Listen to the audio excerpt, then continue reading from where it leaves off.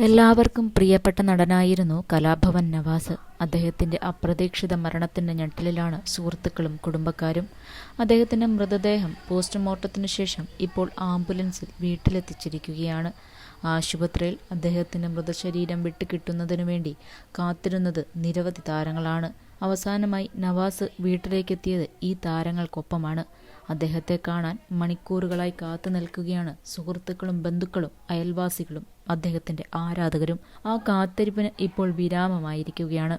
തന്റെ ഏറ്റവും പ്രിയപ്പെട്ട വീട്ടിൽ അവസാനമായി എത്തിയിരിക്കുകയാണ് നവാസ്. ബന്ധുക്കൾക്കും സുഹൃത്തുക്കൾക്കും മക്കൾക്കും കാണാൻ വേണ്ടി. കുടുംബത്തിനെ ആശ്വസിപ്പിക്കാൻ നിരവധി താരങ്ങൾ വീട്ടിലേക്ക് എത്തിച്ചേർന്നിരുന്നു. മക്കളും ഭാര്യ രഹനയുമായി കളിച്ചു ചിരിച്ച് സംസാരിക്കാൻ നവാസ് ഇനി വീട്ടിലില്ല എന്ന് എല്ലാവരെയും ദുഃഖത്തിലാഴ്ത്തുകയാണ്. ഇന്നലെയാണ് നവാസിന്റെ അപ്രതീക്ഷിത മരണം സംഭവിച്ചത്.